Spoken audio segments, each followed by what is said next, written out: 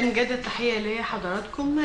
معرض القاهرة الدولي للكتاب في دورته 54 بتستمر فعالياته ليوم غد يوم 6 فبراير يوم الاثنين. طبعا من ضمن الخدمات الجديدة في الدورة دي هو خدمة إتاحة نظام التقسيط على أسعار الكتب لمدة 6 شهور بدون فايدة. المعرض بيضم عدد كبير من الناشرين المصريين والعرب والأجانب، بيصل عددهم ما يفوق 1074 ناشر من 53 دولة، في دول بتشارك لأول مرة زي المجر والدومينيكان. شخصية المعرض هذا العام هو صلاح جاهين. اسم المعرض أو شعار المعرض هذا العام على اسم مصر، معا نقرأ نفكر ونبدأ.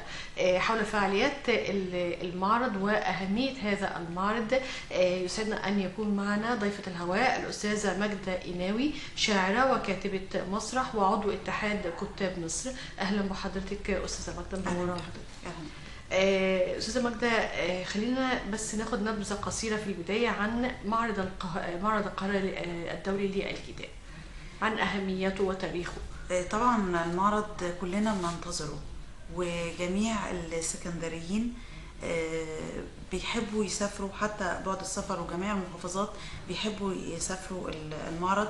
ويمكن اسكندرية السنة دي كمان كانت مكتسحة في ناس كتير هذكر اسمهم، ليهم منشورات واصدارات في دور نشر مختلفه وفي الهيئه العامه للكتاب.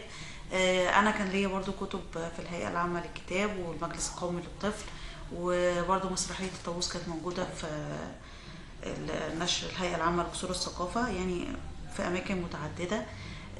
المعرض نافذه بتوصل صوت الادباء وبتوصلهم بالمتلقي الأهم والأفضل بالنسبة لهم إن كلمتهم توصل للمتلقي، فبيكون الاحتكاك ما بين الكاتب والجمهور. السنة دي يعني أنا عايزة أقول لحضرتك المعرض كان مكدس فعليا. أنا دخلنا المعرض كنت مع الهيئة العامة للرحلة بتاعت وزارة الشباب والرياضة. دخلت المعرض حوالي الساعة 12، على الساعة 2:30 أنا دخلت الهيئة العامة للكتاب، لقيت الكتب نفدت. يعني أنا المنظر اللي دخلته الأول قلت إيه، أشوف الكتاب بتاعي وأرجع له تاني مع أصدقائي. فأنا شفت الكتاب، يعني شفت الساعة 12 الكتب كانت محطوطة. رجعت لقيت الكتب يعني في أماكن بارتيشنات اختفت تماما الكتب من عليها. فيعني ده فرحني، ويعني حسيت قد ايه الجمهور مهتم ان هو يقرا. الشباب، الامهات، اطفال في سن 2 و3 سنين، دلوقتي الوعي بقى اكتر. الامهات ابتدت ان هي تجيب اولادها تثقفهم اكتر، عرفوا يعني ايه معنى الكلمه ومعنى الكتاب. فبدأ اللينك ما بين الجمهور والكاتب. جمهور مصر رغم ان في على السوشيال ميديا حاجات كتير قوي بتضايقنا، الا انه واعي وفاهم ايه الصح وايه الغلط. انا كنت لسه عايزه اكلم حضرتك في النقطه دي، نقطه في غايه الاهميه، ان ما يظهر على السوشيال ميديا ليس بالضروره هو انعكاس لواقع المجتمع. بالظبط، لا يمثل الوطن في شيء. يعني اللي بيعكس واقع المجتمع اللي هي التحركات دي، الفعاليات على دي أرض اللي الناس بتروح لها وبتسافر لها، بتاخد اولادها من شباب وعائلات يعني وسفر يعني فده جميع المحافظات امبارح دي دلاله كبيره، يعني دلاله كبيره ان اللي بيتنشر السيء اللي بيتنشر على الفيسبوك والسوشيال ميديا عامه مش هو ده مصر. مش هي دي مصر يا جماعه. المفروض احنا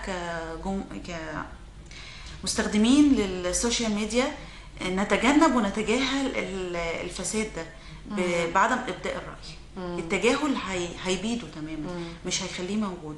لكن يمكن عايزه اتكلم في النقطه دي، ان انت ابداء رايك على السيء ده مش هيجيب نتيجه، لكن تجاهلك ليه بالعكس انت تتفاعل معاه وبتديله اهميه وبتبرزه اكتر. يعني لكن زي ما حضرتك قلتي التجاهل التام وكانه ليس موجود، هو ده اللي يعني هيميته.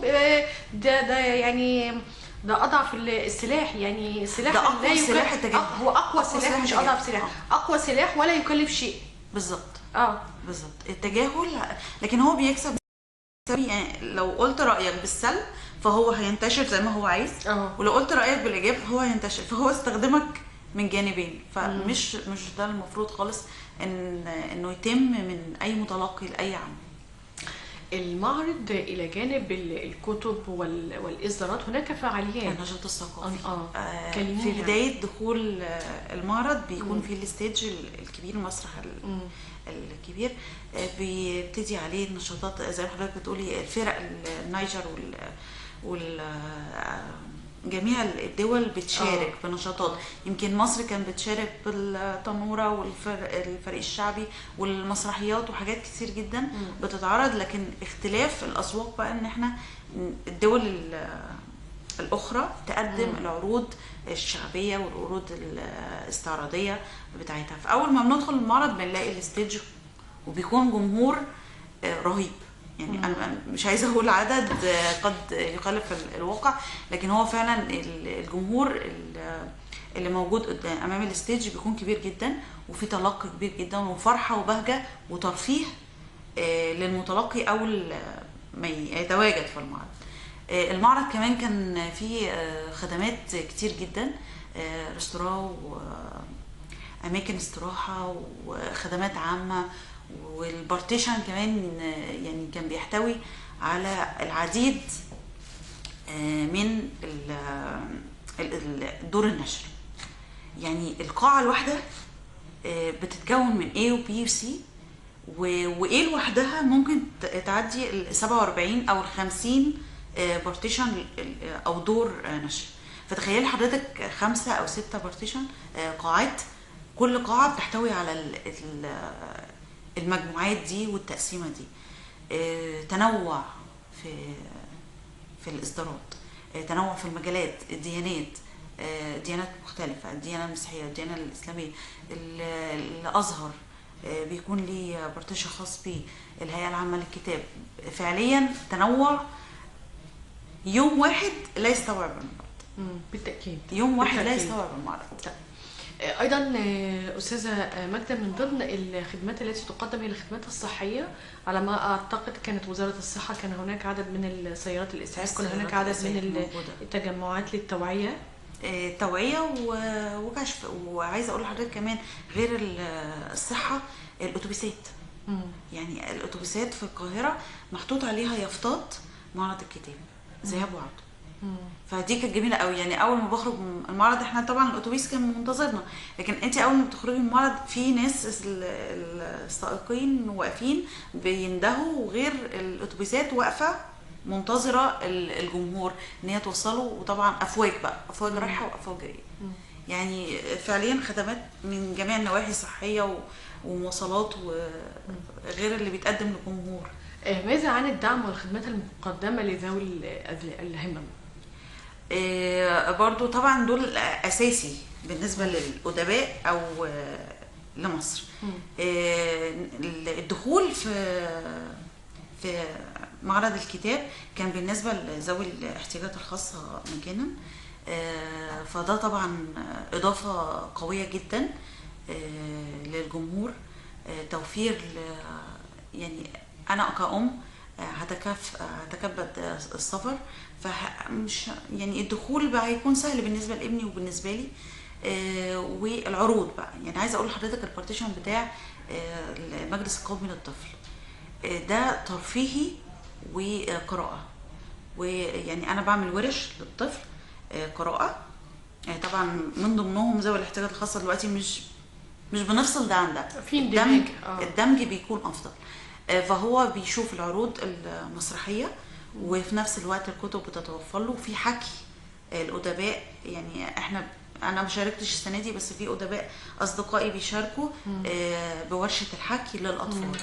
فالاندماج والتفاعل ما بين الجمهور، ما بين الادباء، ما بين اللي بيوفروا اساسا القائمين على المؤسسه العامه للهيئه العامه للكتاب او المجلس القومي او جميع دور النشر.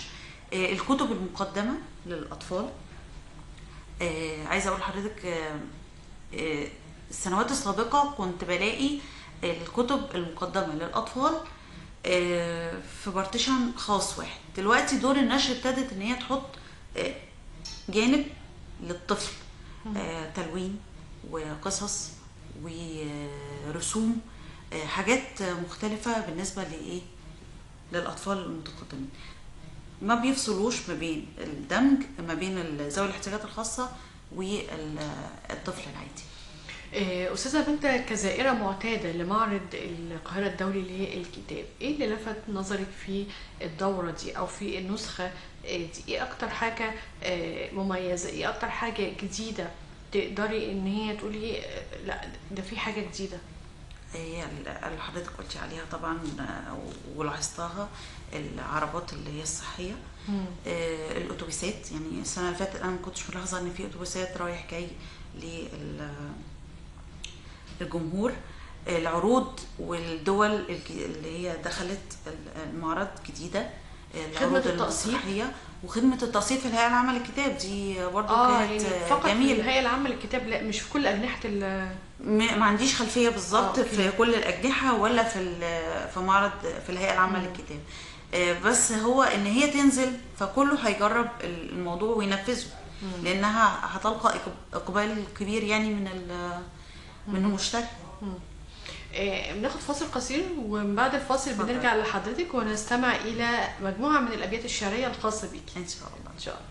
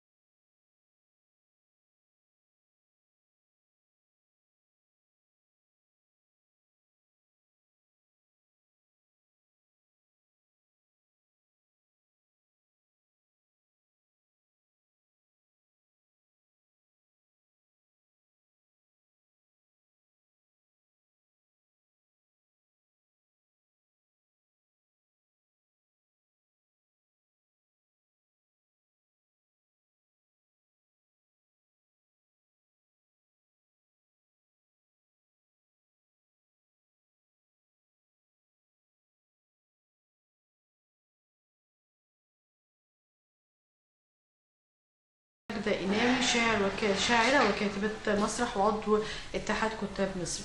أستاذة ماجدة، كلمينا بقى عن الإصدار الخاص بيكي. أنا كان عندي أسباب الجمال في الهيئة العامة للكتاب، وكان في المجلس القومي للطفل مسرحية أرنوب الحبوب. أرنوب الحبوب من ضمن 5 مسرحيات للطفل تحت سن ال5 سنين. وكان عندي كمان مسرحية الطاووس في الهيئة العامة لقصور الثقافة. دول كانوا متواجدين السنة دي. حابة برضو أتكلم عن أصدقائي. يعني كان في السكندريين لأن هما كانت المجموعة كبيرة قوي من الشباب والرياضة ومن اللي قابلتهم هناك. يعني أنا قابلت هناك أستاذة نجلاء خليل بإصدارها الجديد، ودكتور مدحت مكاوي القادم من اللاشيء، وقابلت أمل جابر، شاعرة جميلة جدا سكندرية. كان معايا في رحلة الشباب والرياضة غادة الكامل عبيد، مسرحية عليها وطيها، وأستاذة مروة عبيد روائية رائعة مسرحية الكابوس.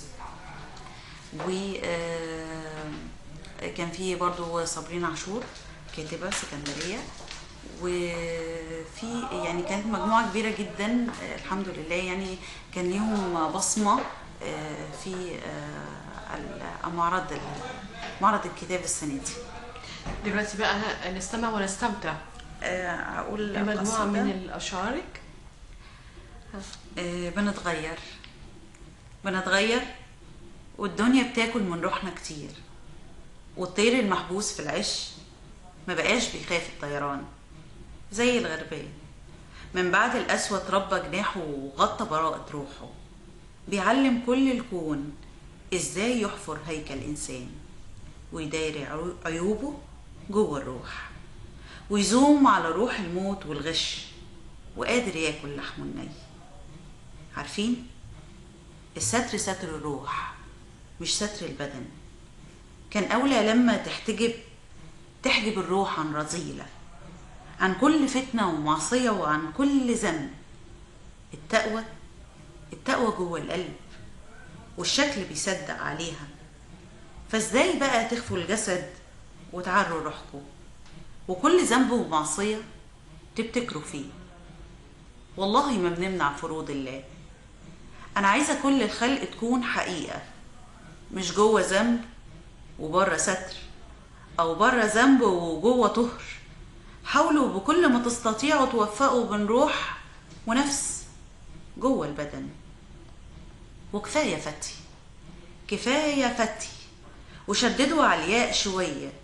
ده كل كسر بينكسر جوانا جبر، وكل ما بنستغنى يغنينا. ده المولى سخر حكمته في أمور عباده. مع كل ضيق بيبل ريق، مع كل ضيق بيبل ريق، يسدل ستاير ستره على كل العباد. واللي أموره بتفضحه ده شخص أمهله كتير، ستر ذنوبه وهو يعصي، مصر على الذنب وفعله، وبيكشف الستر بإيديه. تفتكروا ليه؟ للذنب حكمة، للذنب حكمة. بنقع ساعات بدون إرادة، للذنب حكمة. بنقع ساعات بدون إرادة، لكن مع التكرار بنضغى. بلاش يكون الذنب عادة تحبس في روحك، وفجأة روحك تنبت. جميل جميل استاذه ماجده، والله انا استمتعت بشعرك واستمتعت بلقائك. من اجمل اللقاءات ان انا الاقي السكسي بتاعي ان حضرتك تسقفي لي. لا بجد حلو حضرتك. وفي رسائل عباره عن عبر، بس تجربه حياه. انا بشكر حضرتك شكرا جزيلا الاستاذه ماجده قناوي، شاعره وكاتبه مسرح، عضو اتحاد كتاب مصر. بشكر حضرتك جدا. شكرا لحضرتك. شكرا لقائك.